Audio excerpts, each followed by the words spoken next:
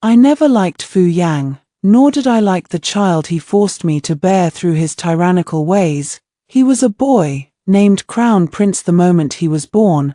I loathed him so much that I dumped him into the Empress Dowager's arms without sparing a single glance. Later, my heart turned to ashes and I set fire to Phoenix Perch Palace, burning myself alive. He cried as he charged into the inferno, screaming for me, his mother. The fire blinded one of his eyes. He never forgave his father for the rest of his life. When Fu Yang was on his deathbed, the boy knelt beside him, his voice soft yet cold. "Father, mother never loved you. Because of you, I was born without a mother's care. I have never once heard the lullabies that mothers sing to their children. Now, I have been given a second chance." Looking at the timid little boy peeking at me from behind the screen, my eyes brimmed with complicated emotions as I spoke. "From now on, you will live with mother. Is that all right?" His eyes lit up in an instant. The child is innocent. He never should have borne the consequences of the hatred between his father and me. I was originally betrothed to Prince Ning, Fu Yang's own younger brother. But at a palace banquet, Fu Yang laid eyes on me and, in a fit of obsession, forced me to marry him as his empress. I never liked Fu Yang. In fact, I hated him. A year after entering the palace, he threatened the lives of my father and brothers to force me to give him an heir. The moment the child was born, I loathed him so deeply that I handed him over to the Empress Dowager, refusing to even look at him again. 6 years into my imprisonment in the palace, news arrived that Prince Ning had died in battle at the border. When I heard the news, I snapped my jade comb in half in a fit of grief and rage. That child happened to come to pay his respects to me. Timidly calling out "Mother Empress," I screamed at him to get out, my voice cracking with madness. 10 years into my confinement, Fu Yang brought his illegitimate half-sister into the palace, conferring upon her the title of noble consort and putting her in charge of all palace affairs. "Sister, you may be the legitimate daughter of your family, but what does that matter?" The concubine simpered, flaunting her newfound power in front of me. "Last night, His Majesty said that in bed. You are not even half as satisfying as I am." I listened to her calmly, saying nothing. That very night, I lit a fire and burned myself alive in Phoenix Perch Palace. I thought I would finally be free, but I never expected that child to rush into the burning palace, his delicate skin scorched by the flames. Screaming my name in despair, "Mother," with my last ounce of strength, I pushed him into the arms of a eunuch who had come to rescue him, then walked resolutely back into the fire. I died. The concubine was put to death. That child lost one of his eyes to the fire. From that day on, he never forgave his father for as long as he lived. When Fu Yang lay dying, the boy knelt beside his bed, his voice cold as ice. "Father, mother never loved you, trapped in this palace by you. She was never happy for a single day. Because of you, I was born without a mother's love. I have never once heard the lullabies that mothers sing to their children." I jolted awake, gasping for breath. My back was soaked in cold sweat. Haju lit a lamp and hurried over, her voice laced with worry. "Your Majesty, you have been having these nightmares repeatedly. Shouldn't we summon the imperial physician to take a look at you?" "No need," I replied, shaking my head. "You may retire. There is no need to stay up for me."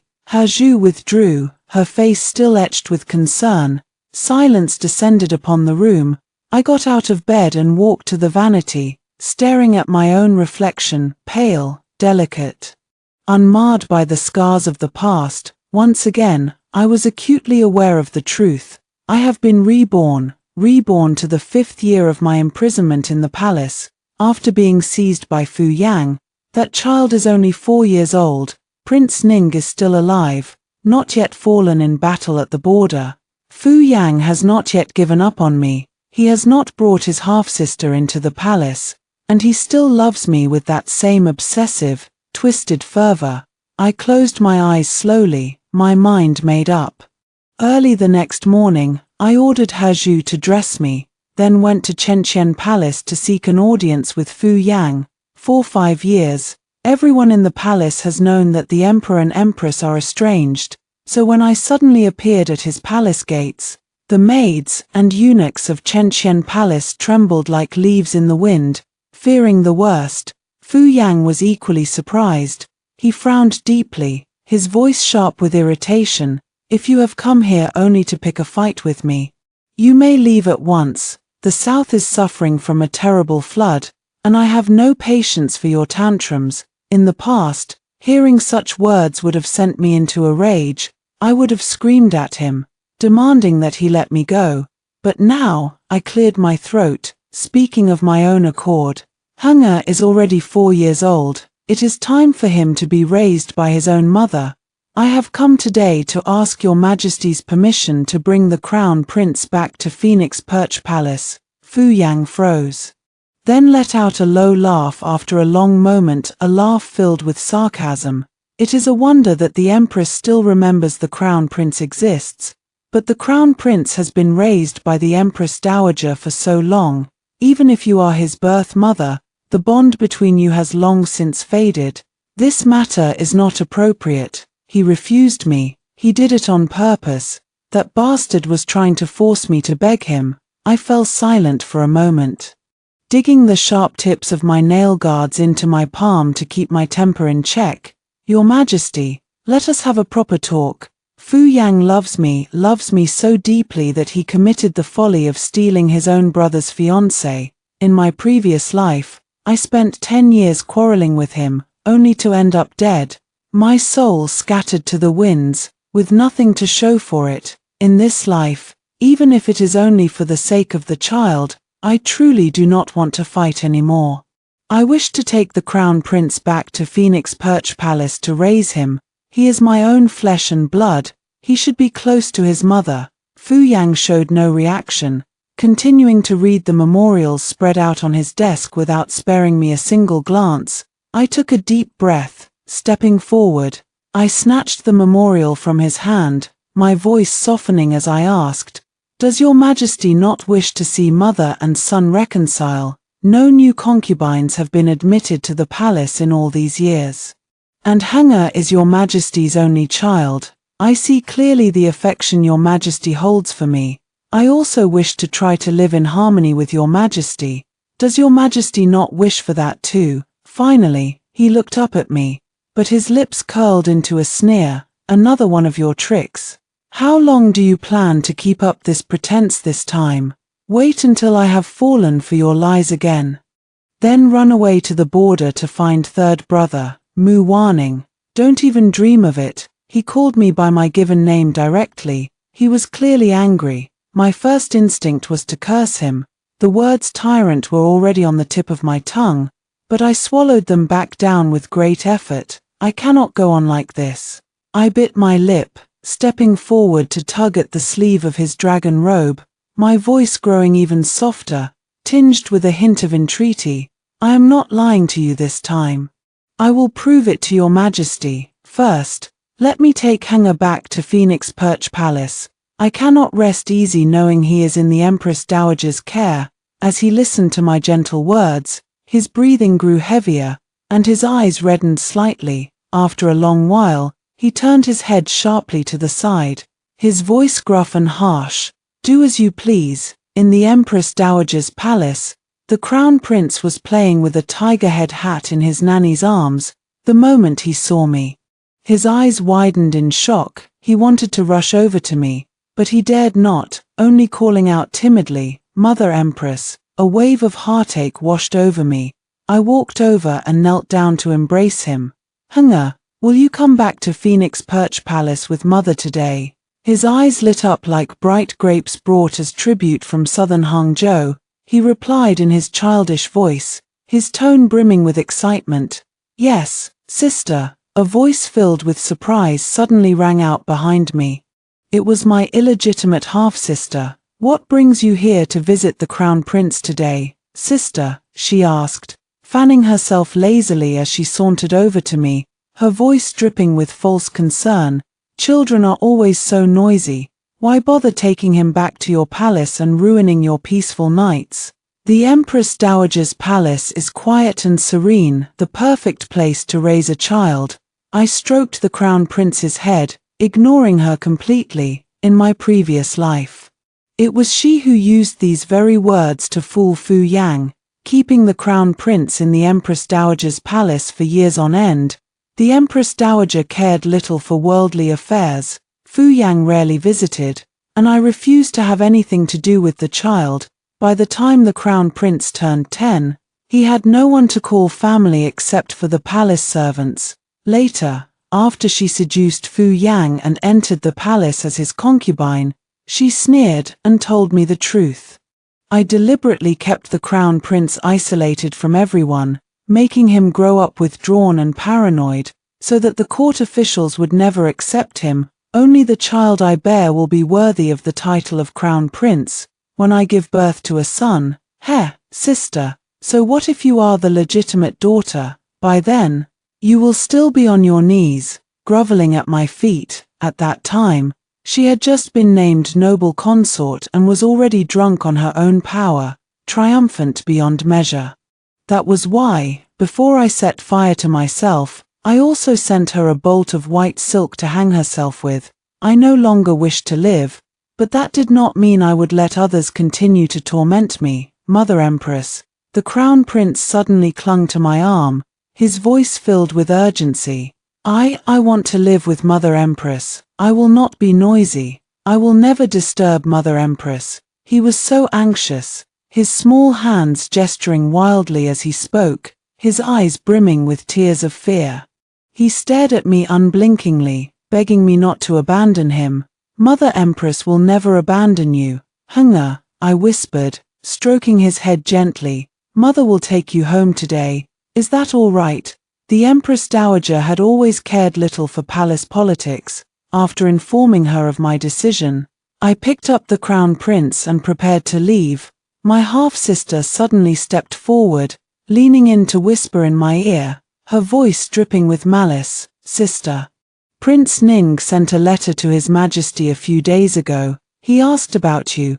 Prince Ning still pines for you. If you wish to write back to him, sister, I can help you smuggle the letter out of the palace. I will make sure His Majesty never finds out. I shot her a cold glance, a faint laugh escaping my lips. No need, I replied flatly. I have nothing to say to Prince Ning, and you need not trouble yourself to help me. As for you, you come running to the palace every day. Your mind filled with nothing but schemes and plots. I will arrange a marriage for you. You may return home and prepare for your wedding in peace. Her face turned deathly pale in an instant. Sister, Haju, I ordered, my voice sharp, confiscate second Mrs. Palace token. From now on, she is forbidden from entering the palace without my imperial edict. Yes, Your Majesty, Haju replied, bowing deeply. After giving my orders, I had no desire to watch my half-sister's panicked expression. I picked up the child and walked out of the palace, boarding my palanquin. Inside the palanquin, watching the Crown Prince's excited face, I stroked his head, thinking of my half-sister's words just now. It was true I had nothing to say to Prince Ning, but it was also true that he could not be allowed to remain at the border any longer. In my previous life, he had been ambushed by enemy forces and killed in battle. His body never recovered after his death. His subordinates brought back a concentric knot and a portrait of me. A line of poetry was inscribed on the portrait. We tied the knot as husband and wife, bound by a love that knows no doubt. Fu Yang had gone mad with rage and torn the portrait to shreds. But the regret I felt when I heard of Prince Ning's death lingered in my heart, tormenting me day and night for the rest of my life. He was the Emperor's own blood brother, born of the same mother. He should have had a bright future ahead of him, with a wife and children to call his own. Instead, he had been dragged down by me, forced to linger in the bitter cold of the border, accompanied only by wind and snow until his dying breath. It was not right. Without a moment's hesitation, I made up my mind. I must make Fu Yang recall him to the capital. In my previous life, Fu Yang and I had quarreled for 10 long years.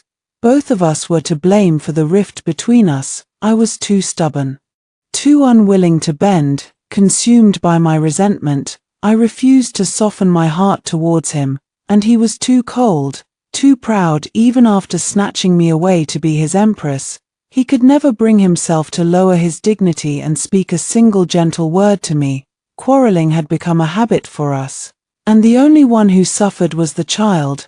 The memory of my previous life flashed before my eyes, the crown prince, cowering in fear as he watched Fu Yang and me fight, crying hysterically as he clung to my hand, screaming "Mother," and my heart twisted with pain all over again.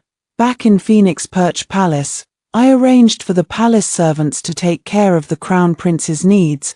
I sat on the couch, watching him pinch the tiger's nose on his hat, a small, content smile playing on his lips. He stole glances at me every now and then, his eyes brimming with sheer joy and excitement. I couldn't resist reaching out to ruffle his hair. Suddenly, Hezhu walked in, her voice trembling slightly as she reported, "Your Majesty, His Imperial Majesty has sent word.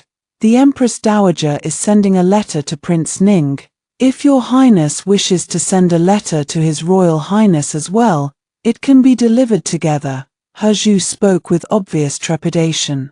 My first reaction upon hearing this was that Fu Yang was having one of his fits again. He had trapped my body within the palace walls, but he knew full well he could never cage my heart, so he lived in a constant state of paranoia, flying into a jealous rage at the slightest hint of a threat.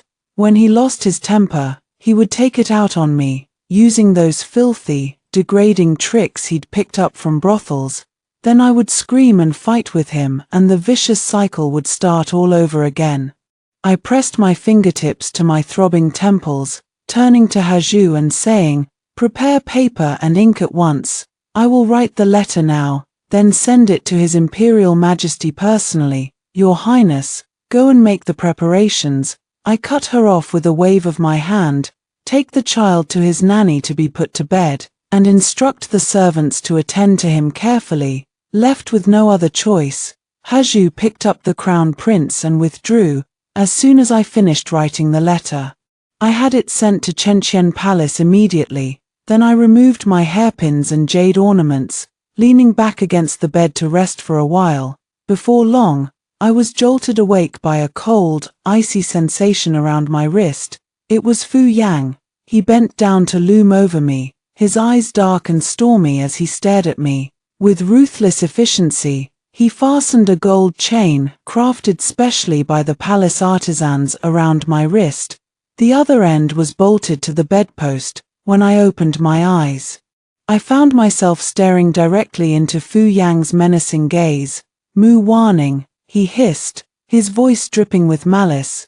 "You are provoking me again. What pleasure do you get from angering me?" He grabbed my chin, his fingers digging painfully into my skin.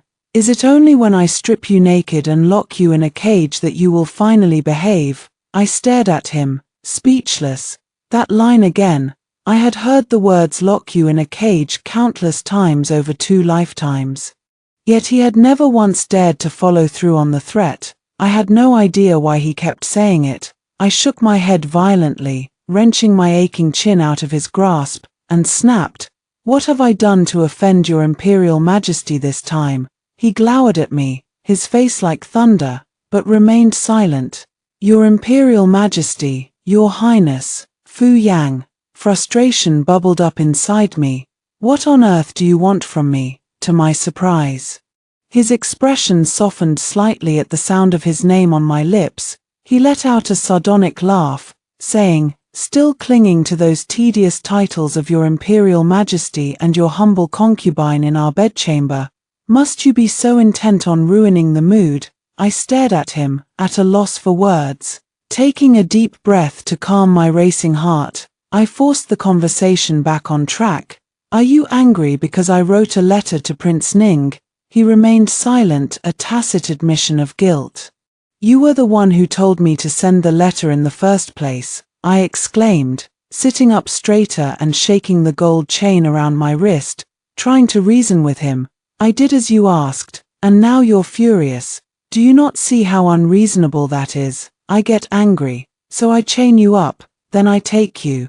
Over and over again. Fu Yang, you are a human being. When there is a problem, you solve it. You do not act like a rutting stallion and... My words were cut off by his lips crashing down on mine, fierce and unyielding. I was so angry that I beat my fists against his shoulders, even sinking my teeth into his lips and tongue in a futile attempt to make him stop. I tasted blood in my mouth, but he refused to let me go, kissing me harder and deeper. Mu Warning, he growled against my lips, his voice feral with possessiveness. You are mine, whether you have me in your heart or not, whether you are still thinking of him, you are mine. Dreaming of leaving me to run off with him and live happily ever after. Don't even think about it. When I woke up again, it was already nightfall. My waist ached fiercely, my legs were sore, and my arms were covered in ugly purple bruises from his rough handling. Trembling with rage, I grabbed the vase on the bedside table and smashed it to the ground without a second thought. Mother Empress, a soft, timid voice suddenly called out to me, freezing me in place. I blinked in surprise. Turning to see the Crown Prince peeking out from behind the folding screen, only the top of his head visible, he covered his eyes with his small fingers, asking shyly, Mother Empress, have you gotten dressed yet? May I come in? I pressed a hand to my heaving chest, forcing down the bitter resentment that threatened to consume me. Wrapping a robe around my shoulders, I walked over to him and pulled the small boy into my arms. I asked him gently, my voice soft with concern, Hunger. What are you doing here? Have you eaten your dinner? I've eaten, he replied, looking up at me with his big, bright eyes.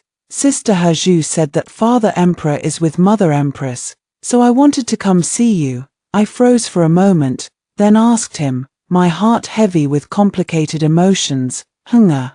Do you like your Father Emperor very much? He nodded vigorously, twisting his fingers shyly and hanging his head, his cheeks flushing a faint pink.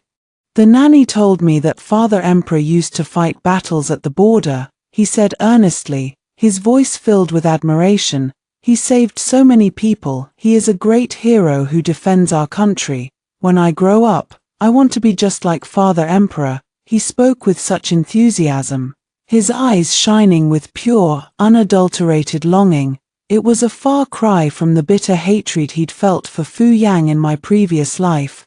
I didn't know what to say. The anger I'd felt at being bitten by Fu Yang faded away, replaced by a dull, aching sadness in my chest. Letting out a soft sigh, I took his small hands in mine and squeezed them gently, saying, Mother Empress believes that when Hunger grows up, you will be even more amazing than your Father Emperor. Yes, he exclaimed, nodding his head so hard that his hair flopped over his forehead. He buried his face in my chest, nuzzling against me affectionately.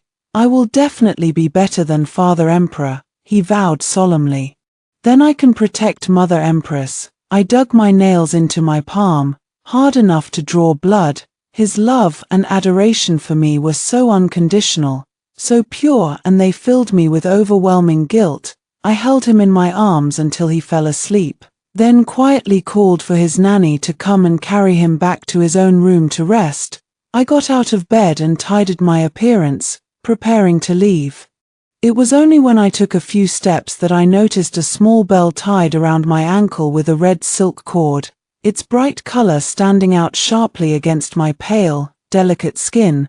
The sight of it sent a shiver down my spine, reminding me of the way Fu Yang's rough, calloused hands had wrapped around my ankle, slowly sliding upward. He loved me. He loved my body, my skin, my waist, my hips, my legs. He craved every inch of me, obsessed with the feel of my flesh beneath his hands.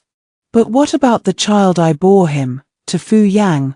Was Hunger merely a blood tie that could never be severed, or was he just another tool to chain me to him, body and soul? I stared at the bell for a long time, a firm resolve hardening in my heart. I couldn't go on like this. I had to go see Fu Yang. If he refused to listen to reason, then I would force him to listen. I would make him be a good father no matter what it took. When I arrived at Chenqian Palace in my palanquin, the hall was bathed in bright candlelight, but the eunuch waiting beside Fu Yang's throne told me that His Imperial Majesty had already gone to bed. As he tried to block my way, beads of sweat rolled down his forehead. He was clearly terrified out of his wits. Did His Imperial Majesty order you to say that? I asked him calmly, my voice steady. Does he not wish to see me? The eunuch immediately dropped to his knees, begging me with tears in his eyes, Your Highness, this servant is only following His Imperial Majesty's orders. Please have mercy on me. Fu Yang was avoiding me. In the past, after every time we'd had such a confrontation, I would either lock myself in the bathing pool and scrub my skin until it was red and raw from humiliation, or I would grab a sword and pick a fight with him, screaming curses at him until my throat was hoarse. He didn't want to be yelled at, so he was refusing to see me at all. The coward, go and tell His Imperial Majesty this, I said, my voice cold and unyielding. If he refuses to see me today, then I will never set foot in Chenqian Palace again. Your Highness, just go and deliver the message. I cut him off with a sigh. You have my word, I am not here to cause trouble. I only want to check if His Imperial Majesty has eaten his supper. Now go and announce me. After being allowed into the palace, I walked past 2 folding screens and saw Fu Yang leaning against the bed, wearing a bright yellow night robe. His eyes were closed, and he held a folded memorial in his hand. He didn't even open his eyes when I approached, saying flatly, If you want to yell at me, do it quickly, but I have no energy for another fight. I am in no mood for it today. I stared at him, speechless. Your Imperial Majesty makes me sound like a shrew, I retorted, my voice laced with irritation. Aren't you? He shot back, finally opening his eyes to look at me. In these past 5 years, how many of my things have you smashed? Chenqian Palace doesn't dare to keep any porcelain anymore. The sword I've had since I was a child, you threw it into the Imperial Lake, and we still haven't fished it out. Fu Yang, I snapped, cutting him off before he could list any more of my crimes. Are you deliberately trying to start a fight with me? He fell silent. After a long moment, he set the memorial down on the table beside the bed, turning his face away from me so that I couldn't see his expression. I don't want to fight, he said quietly. It was only when he turned sideways, his face illuminated by the warm glow of the candlelight, that I noticed the dark, heavy bags under his eyes. They hung like shadows beneath his pale skin, stark and alarming. Reports of the devastating floods in the south had been pouring in non-stop lately. He had been working around the clock for days on end, barely sleeping at all, and then he'd spent the entire afternoon with me. He looked utterly exhausted. His eyes glazed over with fatigue as if he might collapse at any moment. Against my will, a flicker of compassion stirred in my heart. I walked slowly over to him and sat down on the edge of the bed, asking him softly, Your Imperial Majesty, would you like to sleep for a while? Are you planning to strangle me while I'm asleep? He shot back, glaring at me with fierce, distrustful eyes. Once I'm dead, you can run off with Prince Ning and live happily ever after, can't you? Mu warning. I'm warning you, don't even dream of it. I don't want to. I interrupted him firmly, cutting off his tirade. I don't want to strangle you, and I will never run off with Prince Ning. I just think that right now, you need to sleep. I pushed him gently down onto the bed, ignoring his protests. I knelt down to remove his boots for him, then pulled the blanket over his body, tucking it carefully around his shoulders. Go to sleep, Your Imperial Majesty, I said softly. Brushing a strand of hair off his forehead, I will stay here and wait for you to wake up. He stared at me with his dark, unblinking eyes for a long time, then suddenly reached out from under the blanket to grab my hand, pressing his cheek against my palm and nuzzling it like a cat seeking affection. Am I dreaming? he whispered, his voice thick with exhaustion and disbelief. Why are you being so kind to me? If this is a dream, I hope I never wake up in this drowsy, vulnerable state. He looked so much like Hunger, stripped of his sharp, thorny exterior. He lay on his back like a defenseless child, baring his soft, round belly, begging for love and affection like a lost puppy. A shiver ran down my spine. I must have gone mad. How could I possibly feel sorry for Fu Yang?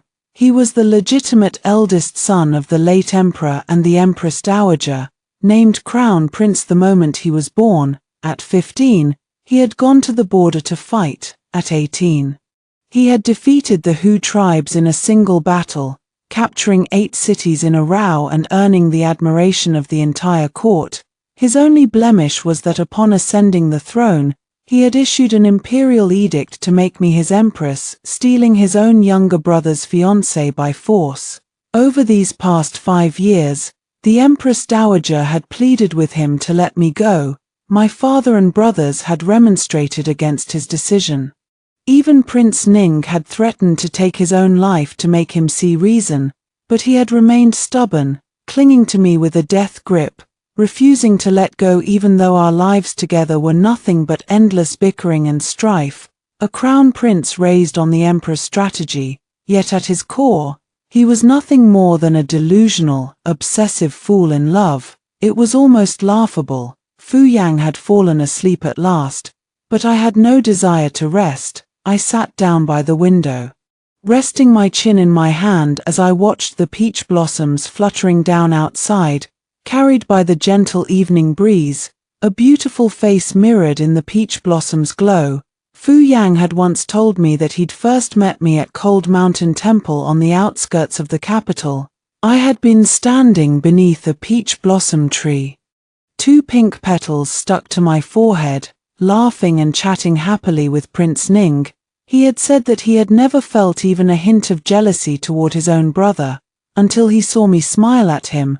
The crown prince, who had always been a model of self-discipline and propriety, committed his first act of unforgivable transgression when he defied all moral bounds. By the time Fu Yang woke up, it was already very late. Determined to reconcile with him, I had waited for him to have dinner, growing so hungry that I ended up lying on the table, counting the claws on the dragons embroidered on his imperial robe. A cool hand pressed against my cheek. I jolted in surprise. Turning around, I saw that Fu Yang was already awake, standing bathed in the bright glow of the candlelight. His eyes were still hazy with sleep as he gazed at me, his face unguarded, brimming with undisguised joy. Currying favor with me like this? What do you want? Promotions for your father and brothers? A marriage for your niece, or something else? Since I'm in a good mood right now, name your price. I'll grant it as a reward for being so obedient. I studied him carefully for a moment before speaking. Then, Your Imperial Majesty, recall Prince Ning to the capital. The moment the words left my mouth, Fu Yang's expression darkened. He was losing his temper again. Slowly, he raised his hand, his fingers wrapping around my neck in a vice-like grip. Mu Warning, you dare to provoke me again. Overestimating your own insignificance. Do you really think I won't kill him with my own hands? You were the one who told me to say what I wanted, I said helplessly, grasping his fingertips to loosen his hold. You suspect me of having an affair with Prince Ning. You suspect I still pine for him. You test me over and over again. When I don't mention Prince Ning, you say I'm lying to you. When I do mention him, you accuse me of provoking you. Fu Yang, you cannot be so unreasonable. He stared at me with a cold, stony expression, saying nothing, his demeanor showing no signs of softening. I let out a long sigh. Fu Yang, I have been in this palace for 5 years. For 5 years, every time we meet, we end up quarreling. Have you never stopped to wonder why? For 5 years, we have not been husband and wife, we have been enemies. Do you really want to spend the rest of your life living like this with me? Silence descended upon the room, thick and heavy. The only sounds were our quiet breathing and the candle flames flickering gently in the breeze.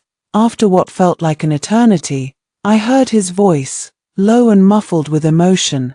No, but every time it's always you picking a fight with me. You hate me, you loathe me, you won't let me near you. Every time I touch you, you recoil from me like I'm some kind of repulsive beast. Moo warning, you don't love me, in fact, you hate me, all you want is to leave me. What else can I do? He stood before me, his head hanging low, his eyelashes casting long, dark shadows across his cheeks. Listening closely, I could detect a hint of sorrow in his voice, almost bordering on despair. I dug my nails into my palm, hard enough to draw blood.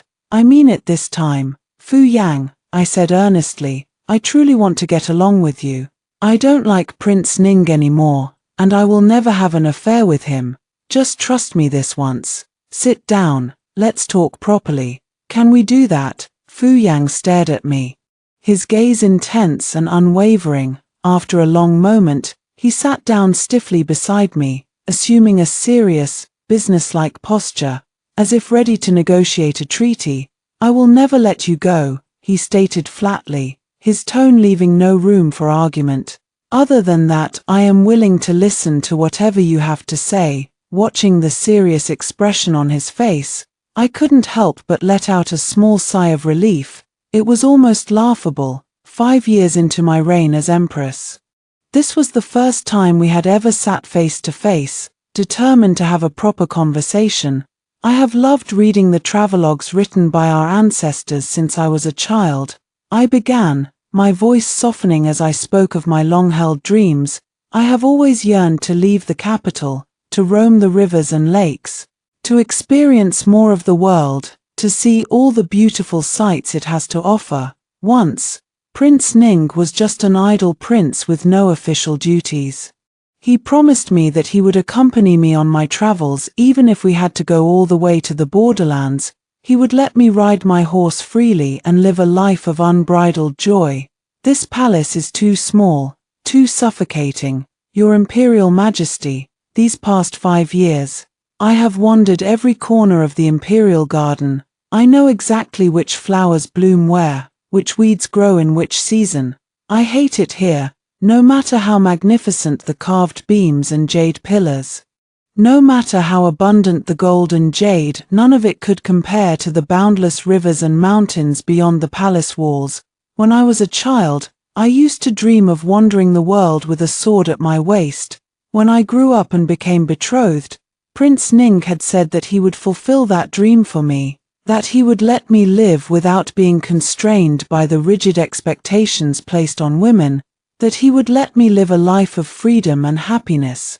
Later, I was forced into the palace to become empress, trapped within these 4 walls of red bricks and glazed tiles, bound by endless rituals and rules. It was enough to drive a person mad. I had been imprisoned here in gilded luxury for 10 long years, driven to the brink of despair. I had set fire to myself, praying for a chance to be free in my next life. You, born a legitimate daughter of an aristocratic family, how could you harbor such outrageous thoughts? Fu Yang asked. Clearly shocked by my confession, I shrugged my shoulders indifferently. I grew up with my maternal grandfather in the southern borderlands. I didn't return to the capital until I was 13. I have never been fully comfortable with all these tedious rules and regulations. Being empress and managing such a vast palace, it has never suited me. It wasn't that I couldn't do it, it was that I didn't want to. The stifling, suffocating atmosphere of being kept like a caged bird, living like that was enough to drive even the sanest person to the brink of madness. But Fu Yang simply couldn't understand. He looked at me, utterly confused, and asked, "You are the empress, the mistress of this palace. Who dares to control you? Who dares to make you suffer? Even I am at your beck and call, chasing after you like a loyal dog. What possible constraints could you be facing in this palace? If you find the palace too dull, then I shall grant you a special privilege from now on. You may leave the palace whenever you wish to visit your family. Will that suffice?" It was an extraordinary privilege, one that no other empress in history had ever been granted. But I opened my mouth to say something, but in the end, I just let out a soft sigh. Forget it. Let it be. I had thought that if Fu Yang and I could just have one honest conversation, our relationship would finally begin to improve, but I was wrong. He could never understand the suffocating sense of imprisonment I felt in this palace. Perhaps, in his eyes, my longing for freedom and adventure was nothing more than the petty, unreasonable complaints of a spoiled woman. I felt a surge of helplessness wash over me, but I couldn't fight with him anymore, given a second chance at life. If I couldn't find happiness for myself, then at the very least, I could ensure that my child lived a happy life. Hunger is now living in Phoenix Perch Palace with me. He is growing up fast, old enough to remember things now. If your Imperial Majesty has time, please visit him more often. Very well. Fu Yang replied casually, his mind clearly elsewhere. He's a boy, why fuss over him so much? There are plenty of servants to take care of him. Besides, he is the crown prince. Who would dare to neglect him? The casual disregard in his tone was unmistakable. My heart tightened sharply. That's not the point. He is only 4 years old. He needs companionship, and he adores his father Emperor. I spoke earnestly, my voice filled with urgency. If your Imperial Majesty has time, please make sure to come to Phoenix Perch Palace to spend time with him.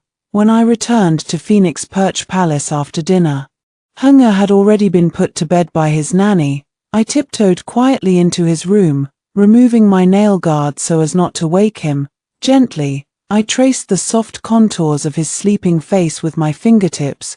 Watching him sleep so soundly and peacefully, a wave of calm washed over my troubled heart. I slipped quietly out of the room and wandered around the courtyard, gazing up at the tall willow trees, their branches sprouting tender new shoots under the silvery glow of the moon. Hezhu stood quietly behind me, then asked softly, "Your Highness, have you reconciled with His Imperial Majesty?" "What other choice do I have?" I replied, spreading my hands open to catch the silvery moonlight that fell like scattered stars into my palms. "Hezhu, I have fought with him for 5 years, argued with him for 5 years, and still, he refuses to let me go. I have accepted my fate. From now on, I will stay in this palace, raise Hunger with all my heart, and watch him grow up happy and healthy. That will be enough to make my life worthwhile." I had accepted my fate. So be it. That dream of wandering the world with a sword at my waist, let it remain nothing more than a dream. When the dream ended, I would still be trapped within these deep, impenetrable palace walls. Early the next morning, after finishing my breakfast, I sat in the study watching Hunger practice his calligraphy.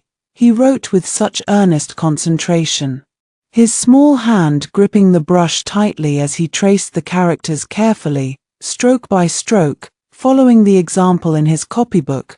Whenever he encountered a character with complicated strokes, his little eyebrows would furrow together in frustration. It was the most adorable sight in the world. I rested my chin in my hand, watching him for a long time, until Hezhu suddenly walked in, whispering softly, "Second Miss has submitted a request to enter the palace today. She says she wishes to have a chat with your Highness." "I have nothing to say to her," I replied without looking up, refusing her request outright. But Hezhu hesitated, looking troubled. Stepping closer, she leaned in to whisper in my ear, "Second Miss says she has brought a letter from Prince Ning for you. Apparently, your eldest brother was keeping the letter hidden, refusing to give it to you. She stole it from him, wanting to deliver it to you personally." My hand froze mid-air. After a long moment, I said, "In that case, let her enter the palace, but assign guards to watch her closely. She is not to be allowed to wander around freely." "Yes, Your Highness," Hezhu replied, bowing deeply before retreating. Meanwhile, the Crown Prince set down his brush, pursing his lips as he asked me, "Mother Empress, is Aunt coming to visit?" "Yes," I replied, reaching out to ruffle his hair. "Why? Does Hunger not like her?" "No," he said quietly, his voice soft and hesitant.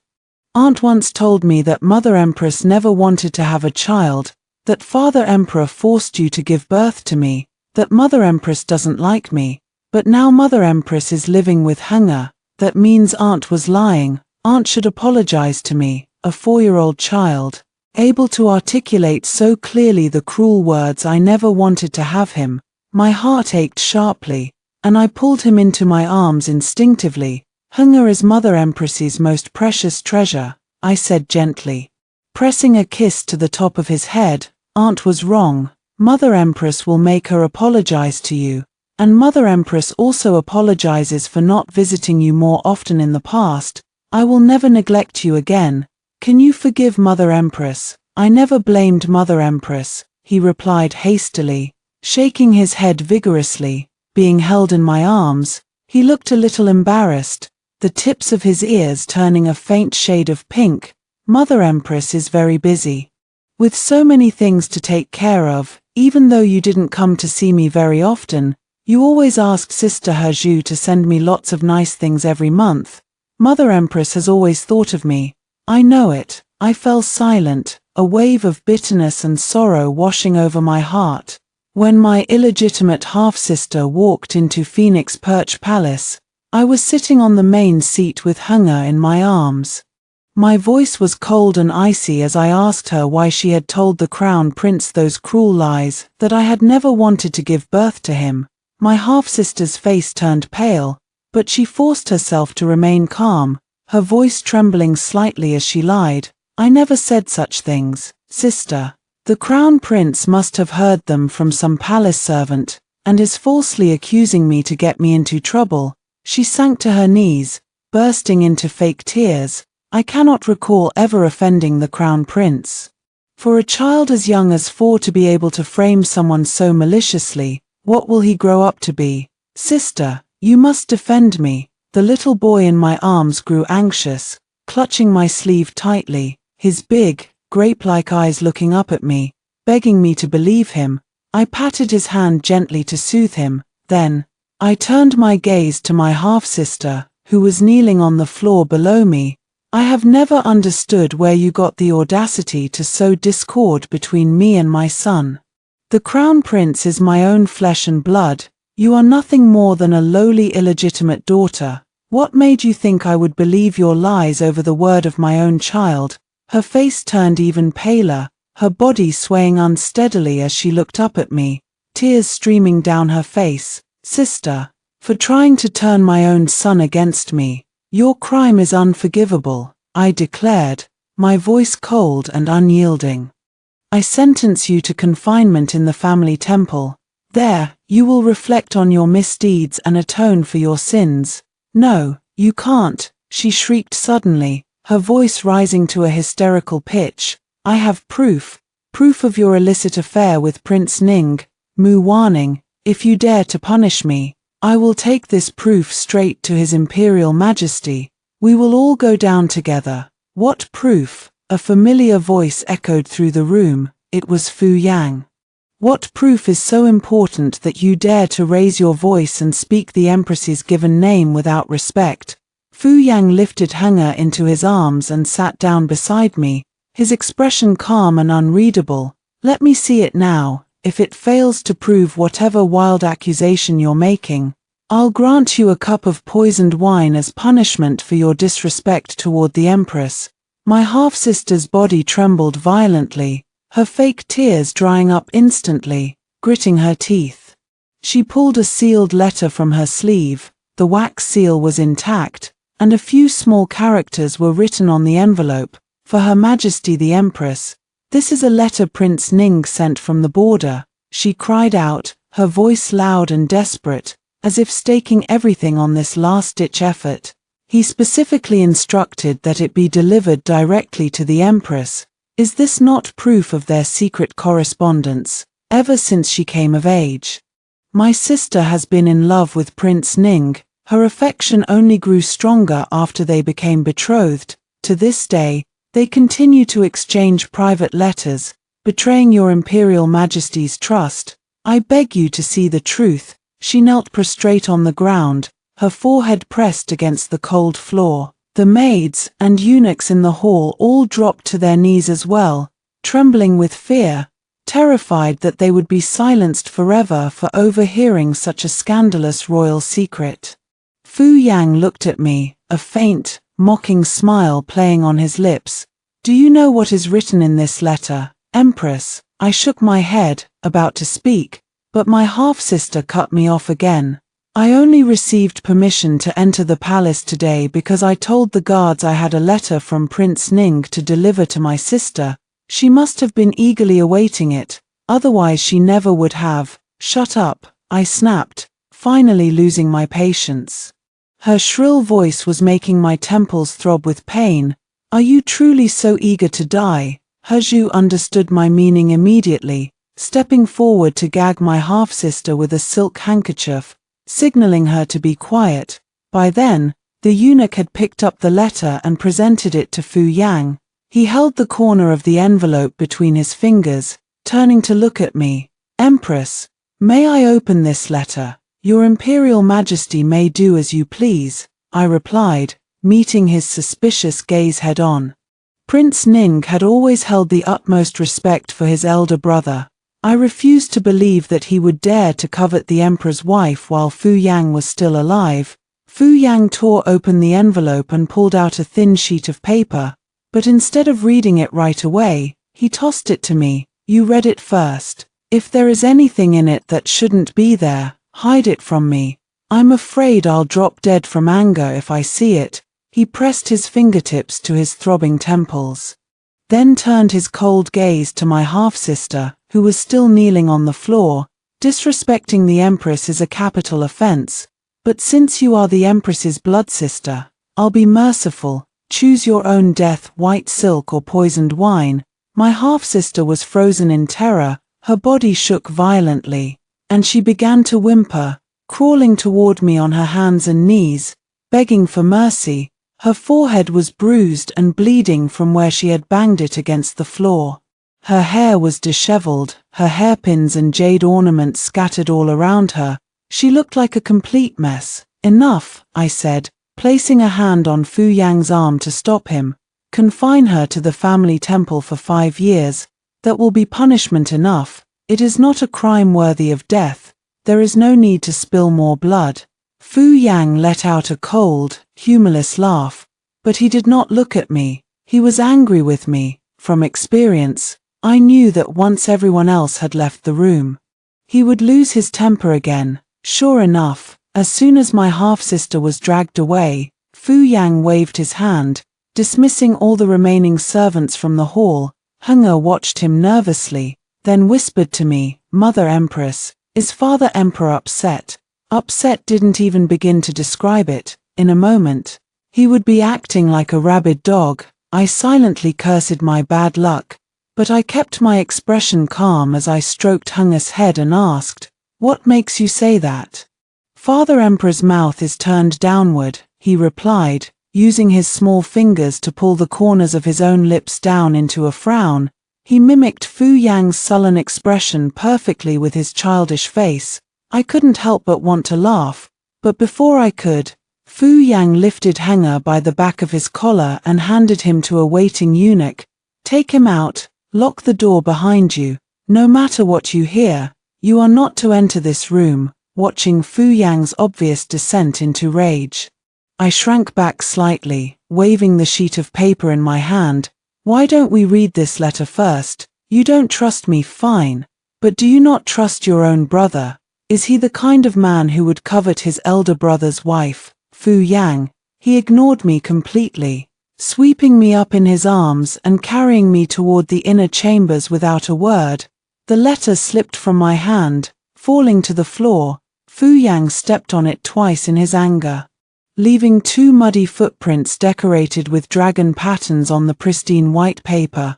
I cursed him in despair. "Are you deaf? Listen to me. I told you we should read it first. It might not be what you think it is. I forbid you from reading his letter." Fu Yang snarled, throwing me down onto the bed.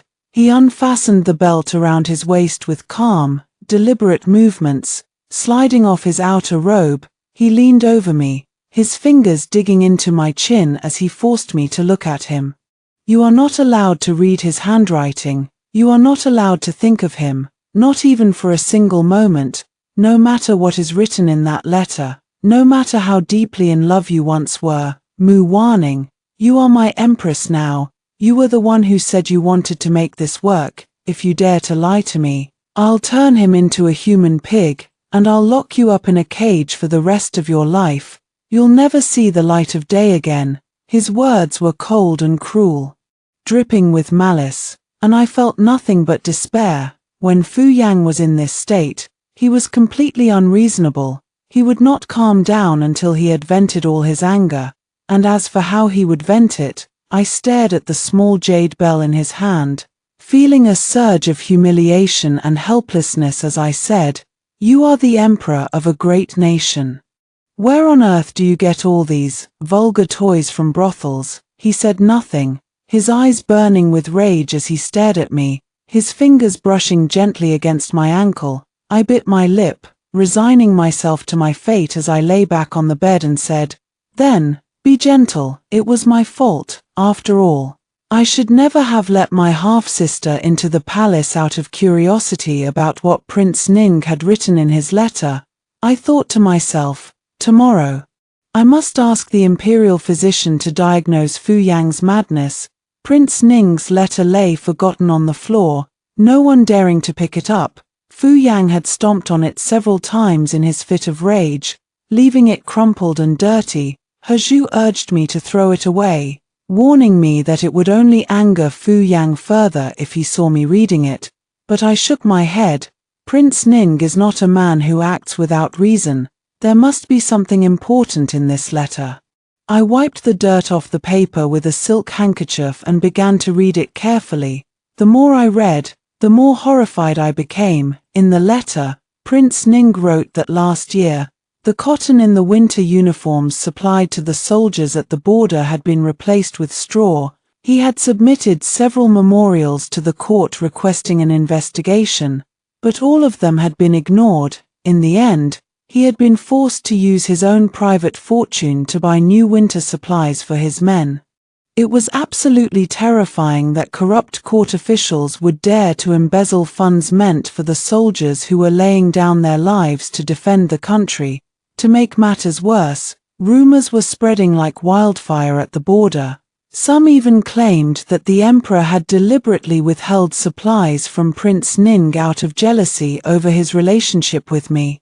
That the emperor would allow his personal feelings to interfere with state affairs was a grave dereliction of duty, one that made him unfit to rule. Prince Ning had no one he could trust in the court, not even my own father and brothers. He had been forced to write to me, hoping that I could pass his message along to the emperor. At the end of the letter, he wrote, "Your Majesty, I know you are a woman of integrity, who would never collude with corrupt officials. I beg you to inform His Imperial Majesty of the truth, so that justice may be served for the soldiers at the border. May you live a long and peaceful life, now and forever." I crumpled the letter in my hand, my knuckles turning white with anger. Without a moment's hesitation, I ordered He Zhu to dress me. I was going to Chenxian Palace to see Fu Yang at once. As I walked through the palace corridors, my mind raced with thoughts. In my previous life, my half-sister had always held a palace token, so she had never needed to use a letter from Prince Ning as an excuse to see me, which meant that this letter had been hidden by my eldest brother. Had he done it to prevent me from having any further contact with Prince Ning, or was he trying to cover up something else? I dug my nails into my palm, my heart heavy with dread. Fu Yang had once served at the border himself. He valued his soldiers more than anything in the world. If he found out about this scandal, there would be bloodshed, countless heads would roll. Brother, you have spent your entire life studying the classics, learning the ways of the scholar officials, learning to cultivate virtue, govern the state, and bring peace to the world. I hope all that education was not in vain, otherwise, even I may not be able to save the Mu family this time. As I had expected, Fu Yang was absolutely furious when he read the letter. he immediately dispatched his most elite hidden guards, ordering them to launch a thorough investigation into the corruption case. The head guard hesitated for a moment, then said, "The memorials Prince Ning submitted were all intercepted by the Grand Secretary's office. We must start our investigation with the Grand Secretary first." "But the Grand Secretary is the Empress's father." The guard glanced at me nervously, then knelt down on the floor, not daring to say another word. Fu Yang fell silent for a long moment, then removed the dragon-patterned jade pendant from his waist and handed it to the guard, his voice cold and sharp with authority. "Investigate. No matter who is involved, no matter how high their position, you are to get to the bottom of this. Spare no effort, spare no one." "Yes, Your Imperial Majesty," the guard replied, bowing deeply before taking his leave. I sat there in a daze on the soft couch, staring at the scattered sunlight filtering through the window onto my hands. "Prince Ning's letter was not about a love affair," I said to Fu Yang, my voice hoarse with emotion. "Perhaps Your Imperial Majesty owes me an apology." I looked up, locking eyes with Fu Yang, and gave him a bitter, helpless smile. We fell into a heavy, uncomfortable silence. The Mu family had produced 5 generations of Grand Secretaries, 4 imperial tutors, and 2 empresses. Our influence extended throughout the court and the palace, with students and allies everywhere. If my father and brothers were truly involved in this corruption case, it would be a huge headache for Fu Yang to deal with, and for me as well. My maternal grandfather had taught me from a young age to be loyal to the emperor and love my country. He had also taught me that people were the foundation of all power under heaven. Soldiers risk their lives on the battlefield every single day. The least the court could do was ensure that they had warm clothes to wear in the winter, not steal from them to line their own pockets. But humans are not made of stone. We are bound by blood and emotion. They were my father and brother, my own flesh and blood. "Once this matter is resolved," I said softly, breaking the silence, "please recall Prince Ning to the capital. Your Imperial Majesty, you and he are blood brothers. There should never have been such a rift between you.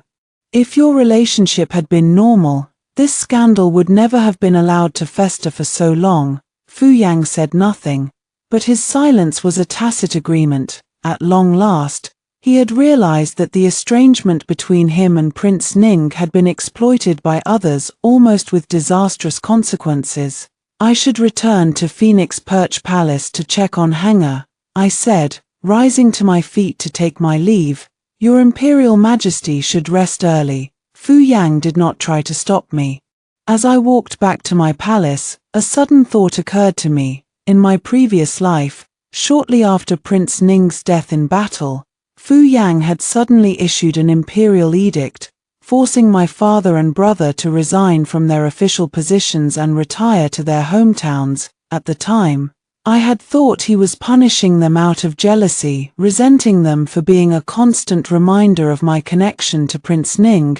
I had fought with him bitterly over it for weeks, but now I realized that it had been his way of sparing the Mu family from further humiliation. "Father, brother, the Mu family has enjoyed a century of honor and prestige. If it all comes crashing down because of your greed, will you not feel ashamed when you face our ancestors in the afterlife?"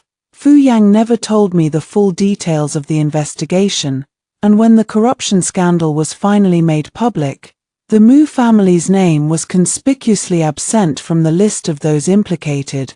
But then, the third branch of the Mu family, my uncle, suddenly died in the bed of a courtesan, bringing shame and disgrace upon our entire clan. Shortly after that, my father was demoted by 1 rank, and my eldest brother was exiled to serve as a provincial official in Shu, a remote and barren region.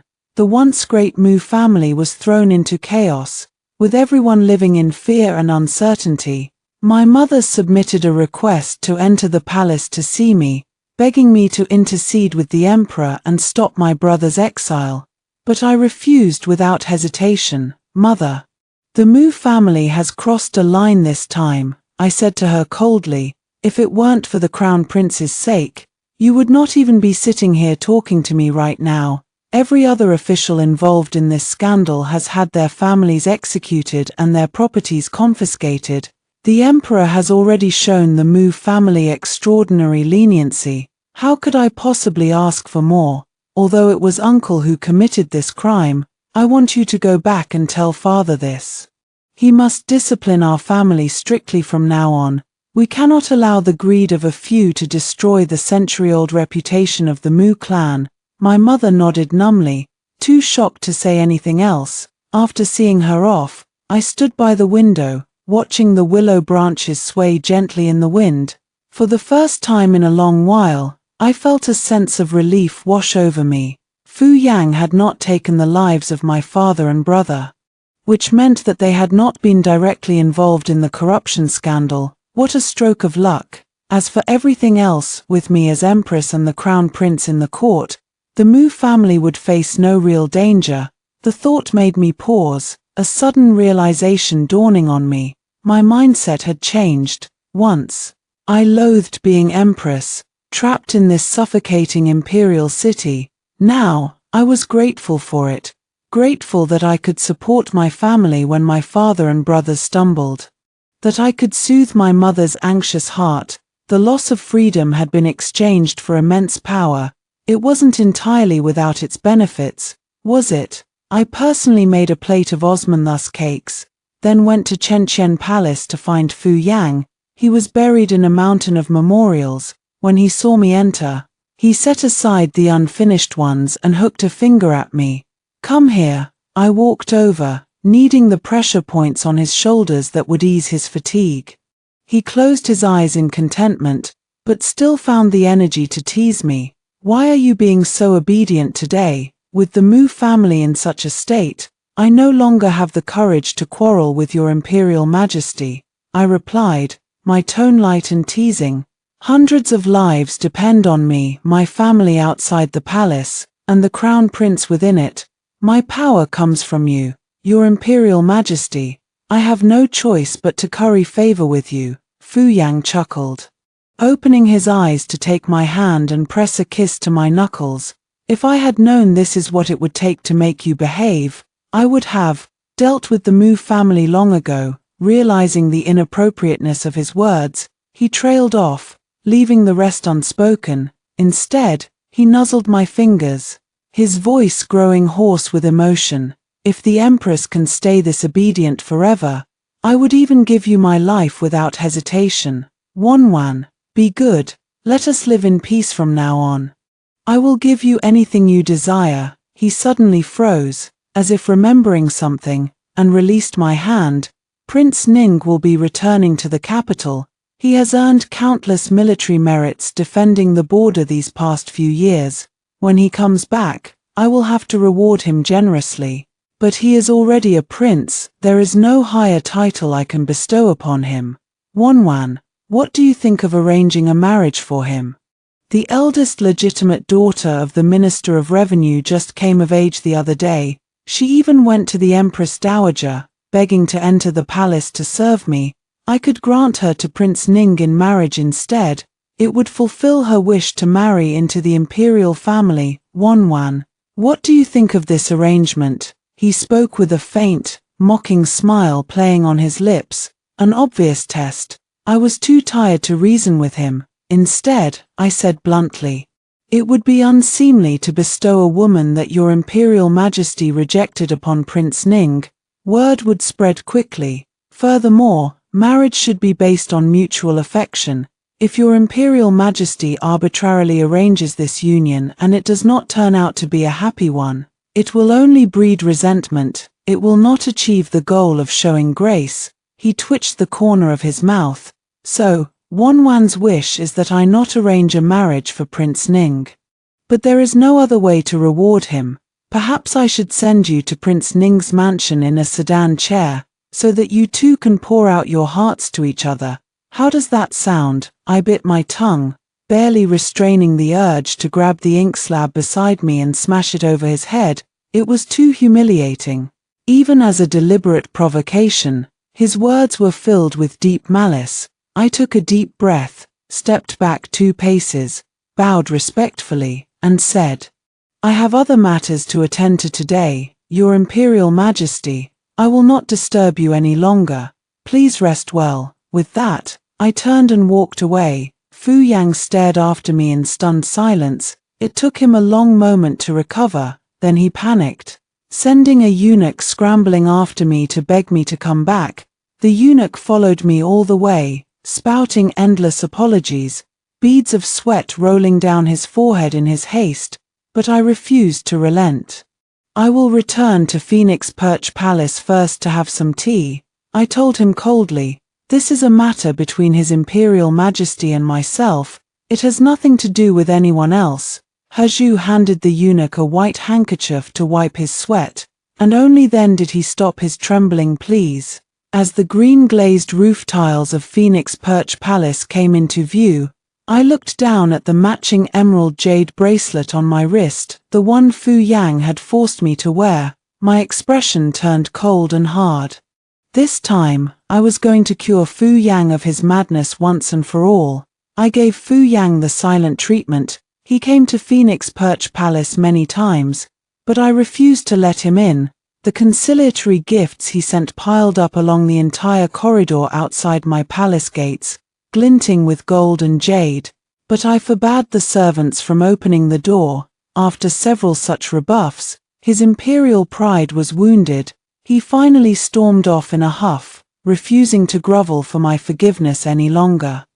The setting sun blazed with brilliant red and gold that day. I held Hunger in my arms, listening to the commotion in the corridor outside, the sound of raised voices, and the endless chorus of Your Imperial Majesty. "Please calm your anger." The little boy looked up at me, his voice soft with confusion. "Mother Empress, why won't you let Father Emperor come in?" "Because Father Emperor said things that hurt Mother Empress's feelings," I replied, peeling a grape and feeding it to him. I watched him chew and swallow, then stroked his head gently. Prince Ning was a thorn in the side of my relationship with Fu Yang. If I wanted to make things work with Fu Yang, I had to remove that thorn once and for all. After 3 days of the silent treatment, Fu Yang's patience finally ran out. He summoned Haju to Chenqian Palace for questioning. Haju knelt on the floor, her voice clear and steady as she replied, "Her Highness has remained in Phoenix Perch Palace these past few days, weeping bitterly day and night. She often stares in a daze at the withered peach blossoms in the courtyard. She does not look the least bit happy." Fu Yang's fingers tightened into a fist, his knuckles turning white. "Do you know why the Empress is so heartbroken? Her Highness says that Your Imperial Majesty does not trust her." Haju replied, glancing at Fu Yang nervously before lowering her voice. "She also says that Your Imperial Majesty spoke many humiliating words to her, causing her great sorrow." When Haju returned to Phoenix Perch Palace, she approached me quietly as I sat reading a book and eating grapes. "Your Highness, this servant has relayed your words to His Imperial Majesty exactly as you instructed." "Good," I replied, leaning lazily against the soft pillow behind me. "Tell the eunuchs in Chenqian Palace to keep a close eye on His Imperial Majesty. Send word to me at once if he shows any signs of coming here." "Yes, Your Highness," Haju said.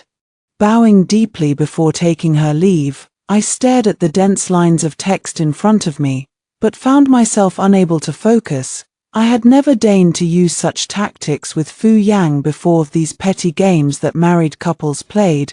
Deep down, I had never truly considered him my husband, but now, was this a good thing, or a bad thing? I pondered the question for a moment, but in the end, I shrugged it off. It didn't matter, it was simply something that needed to be done right now. Overthinking it would serve no purpose. The day Fu Yang finally lost his temper, slamming down his brush and storming over to Phoenix Perch Palace, I had put on a pale, delicate makeup and dressed in a plain white robe. I sat in a rocking chair beneath the peach blossom tree, my eyes closed, looking listless and fragile. The sight of me immediately filled Fu Yang with remorse. He strode over, lifted me into his arms, then sat down in the rocking chair himself, letting me rest comfortably on his lap. He stroked my hair gently, his tone filled with helplessness. "Wonwan, what do you want from me? Tell me, and I'll do it." I opened my eyes, my expression listless and sad. "I truly want to live in peace with your Imperial Majesty. Do you understand that?" "I understand," he replied, his voice soft with regret. "If you understand, then why do you keep bringing up Prince Ning in front of me? Why do you humiliate me by suggesting that I should pour out my heart to him? Is that what you think of me? Your Imperial Majesty, that I am such an immoral woman, so devoid of honor and shame, that I would carry on an affair with my own husband's younger brother." He fell silent, his lips parting as if he wanted to argue, but when he saw the tears glistening in my eyes, threatening to spill over, he swallowed his words. This was the first time I had ever shown such vulnerability in front of him, the soft, fragile side of a woman wronged. He clearly relished it. His heart ached for me. I was wrong. "I will never mention it again. I wasn't thinking, it was a habit, to speak to you that way." He took my hand, pressing it against his cheek. "Wonwan, hit me. Take your anger out on me. I should never have doubted you. Knowing your stubborn nature, you would never stoop to lying to me. I was wrong. Hit me, please." He spoke so earnestly, so sincerely, but I did not hit him. Instead, I pinched his cheek gently. I watched as his smooth, precious skin puckered under my fingertips. Then said softly, "I truly want to build a life with you, Your Imperial Majesty. What happened in the past is just that, the past. From now on, it will only be you and me. If Prince Ning continues to come between us, we will never be able to move forward. Do you understand that?" He nodded, his eyes filled with remorse and affection. I finally smiled at him, leaning forward to wrap my arms around his lean waist. I breathed a silent sigh of relief. Finally, this chapter was closed. At the palace banquet held to welcome Prince Ning back to the capital, he spoke only 2 sentences to me. The first was, "Your Majesty the Empress, may you be blessed with peace and prosperity." The second was, "I wish your Imperial Majesties a long and happy marriage, united in heart until your hair turns white." He had always deeply admired his elder brother. Even though Fu Yang had stolen his fiancée, it had not diminished his respect and affection for him in the slightest. And Fu Yang had always loved his younger brother. In my previous life, after Prince Ning was ambushed and killed in battle, Fu Yang had suspended court for 3 full days. He had dispatched his most elite soldiers and generals to hunt down the barbarian tribe responsible for his death, annihilating them completely. Many nights, as he lay atop me, his tears would fall onto my collarbone, his voice choked with grief. I was not a good brother. He must have hated me until the day he died. After the palace banquet, Fu Yang and Prince Ning stayed up all night talking, their bond restored to what it had been before. Prince Ning stayed in the palace for several days, but he made a deliberate effort to avoid me, clearly wanting to prevent any misunderstandings, until one day, when I took Hanger to fly a kite in the Imperial Garden, I watched as the little boy ran excitedly with his wild goose-shaped kite, only to crash headfirst into Prince Ning's legs. Hanger's forehead was bruised and sore, his eyes welling up with tears, but he stood up straight, bowed respectfully to Prince Ning, and said, "Greetings, Uncle Wang." "Hello, Hanger," Prince Ning replied, smiling gently as he knelt down to rub the little boy's forehead. He took a jade pendant from his waist and handed it to him. "I was at the border when you were born, so I was unable to give you a birth gift. This is a belated present. I hope you will not dislike it, Crown Prince." "I would never dislike a gift from Uncle Wang," Hanger said eagerly, shaking his head vigorously as he clutched the jade pendant tightly to his chest. Prince Ning had clearly thought I was not present. The look in his eyes as he stared at Hanger was so tender, so filled with quiet longing, as if he were looking at his own child through the little boy. "Prince Ning," I called out, Stepping forward, his expression stiffened visibly. He turned to leave, but realized how obvious it would look, so he forced himself to stop. Bowing deeply to me, Your Majesty the Empress, may you be blessed with peace and prosperity. There is no need for such formalities, I replied, standing before him. I glanced at the jade pendant in Hanga's hand, then asked softly, Your Highness has achieved great things on the battlefield.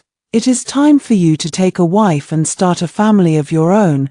His Imperial Majesty has selected several fine young ladies for you. Have you found one that catches your eye? He fell silent for a moment, then replied, I have chosen the eldest legitimate daughter of the Marquis of Jingyang. His Imperial Majesty will issue the imperial edict for our marriage soon. That is good, I said, nodding my head. After that, we fell into an awkward silence. I didn't know what else to say. We stared at each other wordlessly for a moment. Then he glanced at me quickly and said, I have other matters to attend to, Your Majesty. I will take my leave now, so as not to disturb you. May you live a long and peaceful life, now and forever. To this day, I still do not understand the reasons for love. My maternal grandfather once said, love arises without reason. Growing deeper and deeper with each passing day, love is the most unreasonable thing in the world, which is why Fu Yang was willing to steal his own brother's fiancée to marry me, which is why Prince Ning wasted the best years of his life, guarding the bitter cold of the border alone. I thought them foolish, irrational. Yet I couldn't help but acknowledge the rarity of such devotion. But how long could such an elusive, intangible thing last? Humans should never stake their lives on something so ephemeral, something that could vanish in the blink of an eye. By my generation, the Mu family had produced empresses for 3 consecutive dynasties, with deep-rooted influence in the inner palace. Even if Fu Yang's affections shifted to another woman someday, I was confident in securing Hunga's position as crown prince.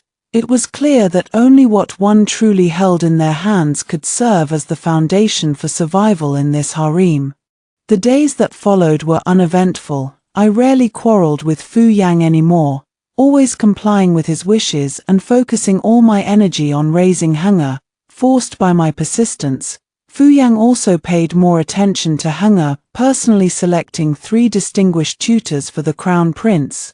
Occasionally testing his academic progress, the father-son bond grew much warmer. 3 years later, I gave birth to a daughter. Fu Yang was overjoyed, bestowing upon her the title Princess Yunyang. When I woke up after childbirth, I saw Hunga leaning over the princess's cradle, his eyes wide with excitement, and Fu Yang beside him, his face radiant with joy. Hunga stretched out a finger, wanting to poke his little sister's cheek. Fu Yang stopped him gently. Don't disturb your sister. If she wakes up, she'll cry, and that will bother your mother. Your mother has worked so hard.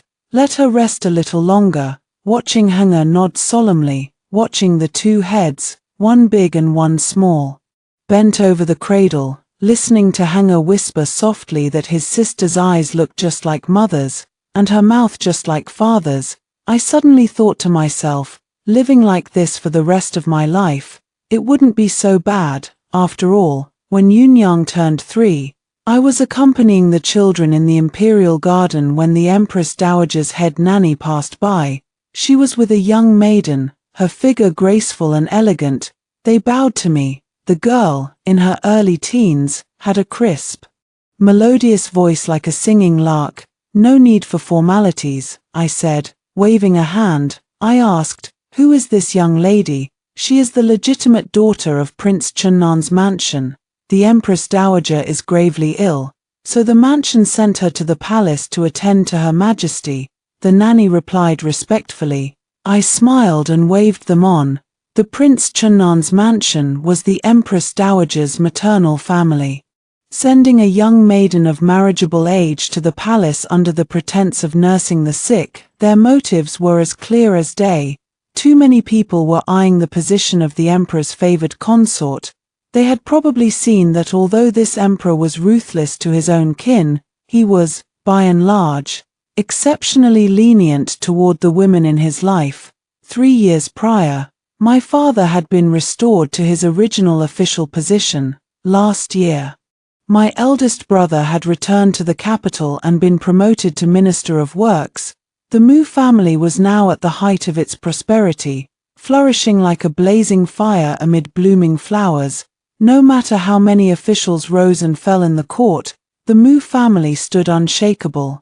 It was enough to make anyone envious. I stared fixedly at the girl's graceful retreating figure, then bent down to stroke Princess Yunyang's head. Mother will make Osman thus cakes for you today. Okay, in the evening. He came to report to me, Your Highness, His Imperial Majesty went to the Empress Dowager's palace and dined at the same table with that young lady. After dinner, the lady composed 2 lines of poetry describing the withered lotus she saw on her way to the palace. His Imperial Majesty admired them greatly, nodding repeatedly and praising her as a talented woman. With the reputation of a talented woman now attached to her, this young lady will have no trouble finding a good marriage. I commented casually, continuing to practice my calligraphy without lifting my head. He, however, looked rather anxious. Your Highness, it's obvious she's here for His Imperial Majesty. Are you not going to do anything about it? What can I do? I asked, my expression calm and indifferent. Storm the Sinning Palace with a sword, or order the Empress Dowager's own niece to be thrown out of the palace. His Imperial Majesty is not an incompetent ruler. If he wants a woman, there is nothing I can do to stop him. Your Highness, that's enough. I cut He off, my tone firm. Go check if Princess Yunyang has fallen asleep, then send a bowl of soothing soup to the Crown Prince, telling him to rest early and not stay up late reading. Fu Yang came to my palace very late that night. I was still awake, grinding the Osman thus petals I had picked earlier. The flower juice, infused with sugar, slowly dripped into a white jade porcelain bottle, looking incredibly tempting. Fu Yang wrapped his arms around my waist from behind. It's so late. Why aren't you asleep? Your Imperial Majesty is only just arriving now, isn't he? I replied, not looking up as I sealed the porcelain bottle tightly and placed it on my dressing table, before I could set it down properly. Fu Yang lifted me off my feet, carrying me in his arms. I met a young girl from Prince Chunnan's mansion today. Her poetry is quite interesting, remaining to listen to the rain on withered lotus leaves. Withered lotus is inherently a symbol of decline, yet in her poem, it takes on a unique charm. Why was he telling me about her? I shot him a strange glance. Fu Yang was still smiling. I frowned. Does your Imperial Majesty intend to take her into the palace, so that you can listen to the rain on withered lotus leaves together? My tone was sharp and unfriendly. To my surprise, Fu Yang looked even more delighted. He pinched the soft flesh at my waist, teasing me. Is the Empress jealous? The rain on withered lotus leaves is indeed pleasant, but I already have my Empress. My eyes can no longer hold any other woman. Don't be angry, my dear Wanwan. He laid me down on the bed, leaning over to kiss my neck, his hands wandering restlessly. I was forced to tilt my head back. After a moment, I couldn't help but curse him. Fu Yang, you scoundrel. Yes, I'm a scoundrel, he chuckled, his breath warm against my skin. But my Empress clearly enjoys it just as much. The next day, Fu Yang arranged a marriage for that young lady. Her fiancé was the legitimate son of the Marquis of Yang, a promising young man, clear-eyed and handsome. It was by no means a dishonorable match for the daughter of Prince Chunnan's mansion. The Empress Dowager said nothing about it. She only told me, nowadays, the Empress takes such good care of herself that you look no different from a maiden in her teens.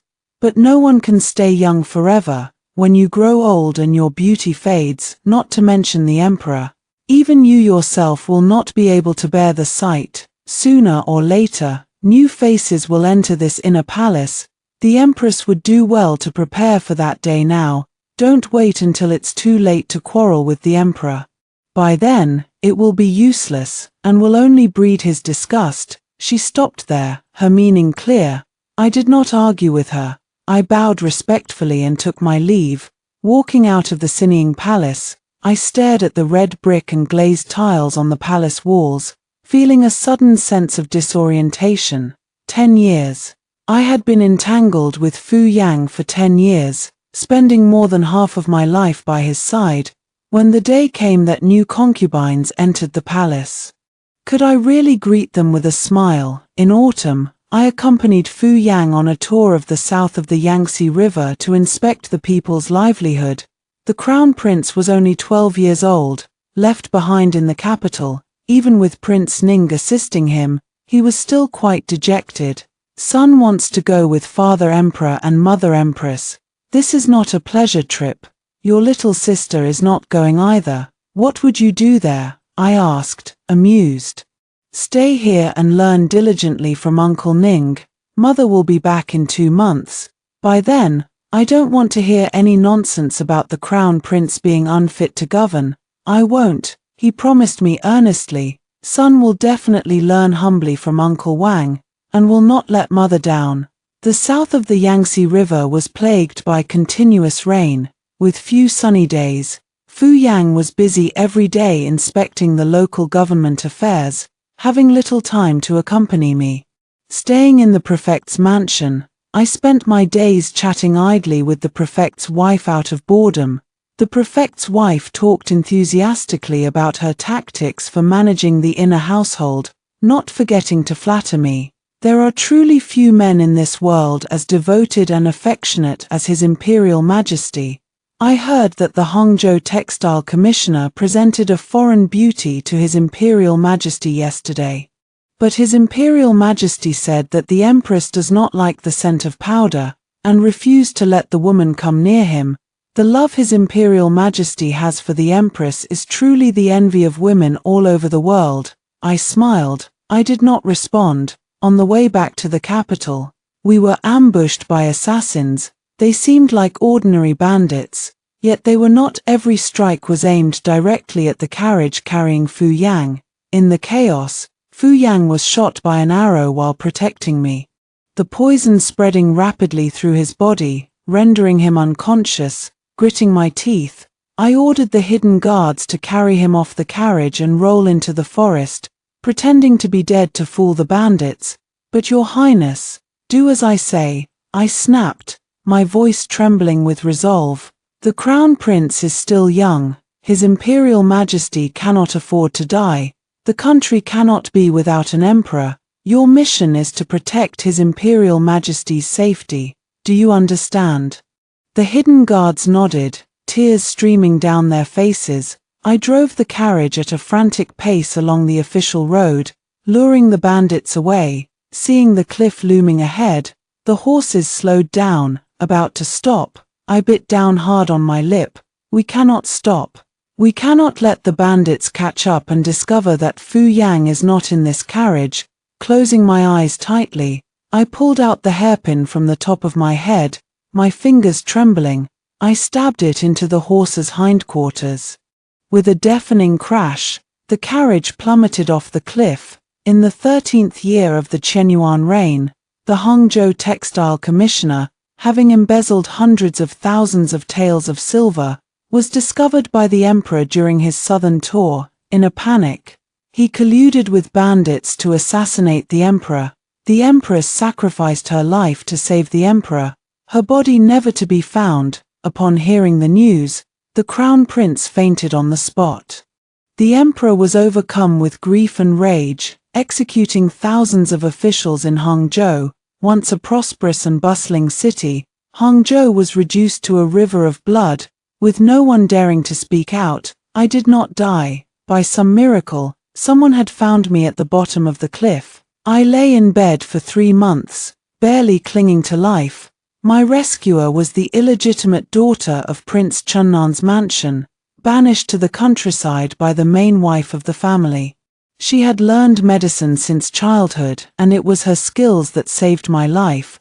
She had no idea of my true identity. She only thought of me as a confused fool who had accidentally fallen off the cliff, doing a good deed out of kindness. At first, I thought that once I recovered, I would return to the palace and reward her generously. But later, after living in the mountains for a long time, I couldn't help but wonder, did I really want to go back to the palace? The empress who died saving the emperor, my reputation had never been better. The censors who once accused me of being a seductress who bewitched the emperor now praised me for my loyalty, filial piety, integrity, and righteousness, hailing me as a model for women all over the world. The stain that had once tarnished the crown prince's reputation because of my jealousy and immorality was finally wiped clean. Fu Yang would be haunted by guilt over me for the rest of his life. The positions of my father and brothers in the court were now more secure than ever. From an empress who could be discarded by the emperor at any moment, I had become the eternal white moonlight in his heart, someone no one dared to disrespect. Dying at the peak of Fu Yang's love for me seemed far more useful than living to grow old and wither. Without waiting for my beauty to fade, I could exit Fu Yang's world with dignity. In the most unforgettable way possible. Moreover, this was the freedom I had longed for 2 lifetimes, something I had thought I had lost forever, yet it had come back to me after I had accepted my fate. No more 4 walls closing me in, no more tedious rules and regulations, no more green glazed tiles stained with blood, no more suppressing my true nature to be the perfect empress. I did not want to go back to the palace, Fu Yang, the children. The Mu family. I no longer wanted to be responsible for any of them. Given a second chance at life, I wanted to live for myself. To truly live, I feigned amnesia, staying with the illegitimate daughter of Prince Chunnan's mansion to learn medical skills. Her name was Lin Wn. She had a gentle and agreeable temperament. Learning that I had nowhere else to go, she kindly took me in. You can stay with me, help me sort the medicinal herbs. She taught me medical theory and acupuncture, taking me with her to treat patients in the countryside. Gradually, I, a doctor who had only started learning halfway through my life, became capable of healing people on my own. After healing another impoverished elderly man, I bid farewell to Lin Wn, saying I wanted to go out and see the world. Lin Wn did not try to stop me. She simply packed me a large supply of dry rations and gave me 5 taels of broken silver. Meeting you was fate. From now on, we part ways, free to live our own lives. What becomes of us depends on our own destiny. May you be safe, happy, and blessed with all good fortune. I knelt down and kowtowed to her as a gesture of gratitude. I decided to head south, to find my maternal grandfather in the southern borderlands. Traveling from town to town, practicing medicine and treating the sick, I witnessed the hardships and diverse lives of the common people. Only then did I truly understand the 4 words written in the court memorials: famine, people eat each other. Those 4 simple characters encapsulated the unspeakable suffering of the people, struggling to survive in abject destitution. On the day I arrived at my grandfather's mansion in the southern borderlands, my clothes were tattered, my shoes had 2 large holes, I wore a brown hat, and my face was covered in grime and soot. For convenience, I had coiled my long hair and tucked it into the hat, dressed in men's clothing, and carried a walking stick and a chipped bowl. I knocked on the window of the gatehouse. The gatekeeper was impatient, wanting to chase me away. I gave him a paper-cut window decoration and told him to take it to the old master. Perhaps my words sounded mysterious enough to fool him, because he actually went inside to deliver my message. After a long while, he returned, eyeing me suspiciously as he led me to the reception hall. My grandfather was already waiting there.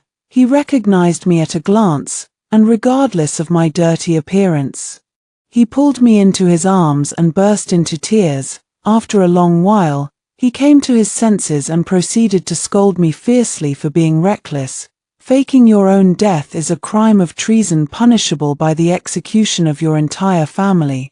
Do you realize that? You are being utterly foolish. The southern borderlands are thousands of miles away from the capital. He will never find out, I said nonchalantly. Besides, it has already been 3 years, he has probably forgotten about me long ago.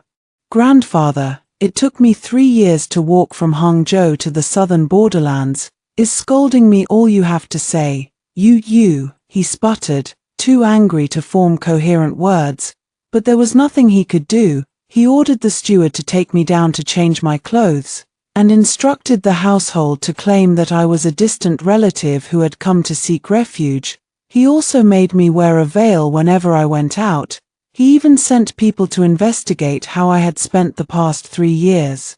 I kindly reminded him, Grandfather, don't bother investigating, it's not good news. He glared at me, once again calling me foolish. I pouted my lips, even though the past 3 years had been difficult and full of hardships, and I had narrowly escaped being captured by bandits several times. I had no regrets. After living a sheltered life in the palace, isolated from the sufferings of the world, I had viewed people and things through a biased lens. Only by seeing and experiencing the world firsthand did I come to understand the prosperity and decay that lay beneath the aristocratic family's opulent facades. Only then did I realize that beneath the splendor of the imperial court lay the bones of countless common people.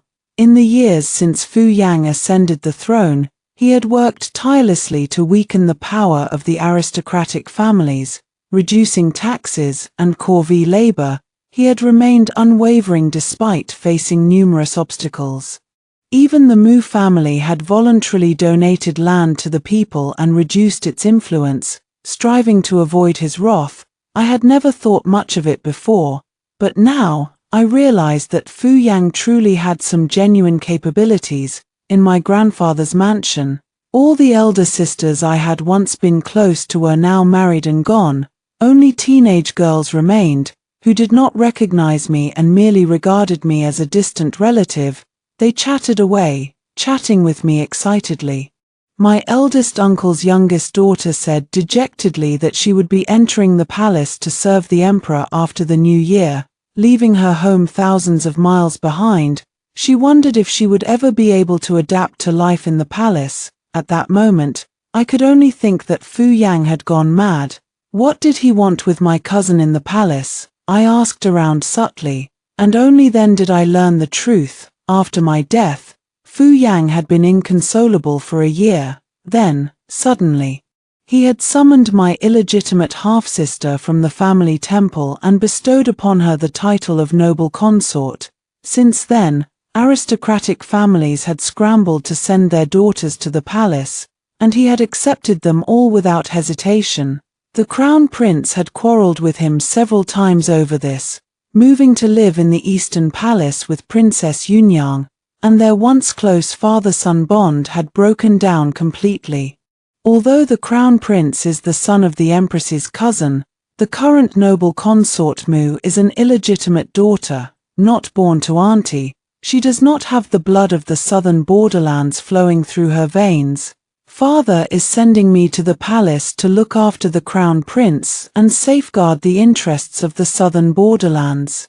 My young cousin explained. She also secretly told me, the emperor has hundreds of concubines in his harem, but in the past 2 years, not a single one has become pregnant. Rumors are spreading among the aristocratic families that noble consort Mu, in order to secure the crown prince's position, has forbidden the other concubines from conceiving. She forces them to drink infertility potions as soon as they enter the palace. She is extremely cruel and vicious. She was almost in tears as she spoke. I listened in stunned silence. That night, my grandfather came to see me. I asked him why he was sending my cousin to the palace. He sighed deeply. You don't know how ruthless that illegitimate half-sister of yours is. As soon as she entered the palace, she forced your father to elevate her birth mother to the status of legal wife. The emperor dotes on her greatly, making her the most powerful woman in the harem, so much so that even the crown prince has to avoid her. Your uncle is afraid that if she gives birth to her own son in the future, she will harm the crown prince. That is why he is sending that girl here to the palace to keep an eye on things and help protect the crown prince. My heart sank deeper and deeper. The joy of reuniting with my family faded away. I wanted nothing more than to confront Fu Yang and demand to know what on earth he was thinking. Even if he had to fall for someone else, couldn't he have chosen a woman with a decent character? Why did he have to dote on a woman who posed a threat to the crown prince? It had only been 3 years, and already he had filled his harem with 3,000 beauties, accepting everyone who came his way, and he even favored that brainless half-sister of mine. I suddenly felt that something was wrong. No.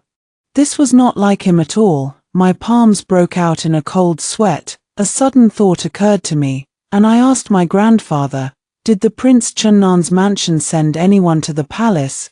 It seems they did, a long time ago. An illegitimate daughter who had been raised in the countryside, my grandfather replied. Trying to recall, that illegitimate daughter did not want to enter the palace. Forced by the Empress Dowager to perform a dance for the emperor, she tried to assassinate him in public. She should have been executed on the spot, but no one knows what she said to the emperor. Instead of killing her, he actually rewarded her with 10,000 taels of gold. Oh right. It was from that moment on that the emperor conferred the title of noble consort on your half-sister and began taking in numerous concubines. My grandfather looked at me, also realizing something, and the smile faded from his face. Why, did she have some connection to you? Connection? It was more than just a connection. I closed my eyes in despair. I was doomed. Fu Yang definitely knew I was still alive. There were probably spies waiting outside the mansion in the southern borderlands to capture me. I immediately put on that tattered set of clothes, ready to flee, but my grandfather stopped me. The entire land under heaven belongs to the emperor. Where can you run? But I cannot let him capture me, I cried, by faking my death and not telling him I was alive. I have already crossed the line and angered him beyond measure. If I am caught, he will surely kill me. I will die. I cannot go back. You have already entered this mansion. If you have been recognized, there are countless spies waiting outside to arrest you. There is no escaping. My grandfather sighed, warning. Since I was a child, I have taught you the duties between ruler and subject, the importance of family and country, but I forgot to tell you one thing. Humans are driven by 7 emotions and 6 desires. Love is the rarest thing in this world, and also the most fragile, unable to withstand betrayal. During these 3 years you have been dead. The Mu family, the southern borderlands, and even the crown prince have not had an easy time of it. Your mother weeps every day. Yunyang cries for her mother every night. The crown prince lost his mother when he was only 12 years old. You have been far too selfish and willful. He stood up, patting me gently on the shoulder, warning, you cannot keep running away forever. You are a daughter of the Mu family. You cannot spend the rest of your life hiding from your parents, from the crown prince, from Yunyang. Since you are alive, you owe it to them to go back and face them, to clear up the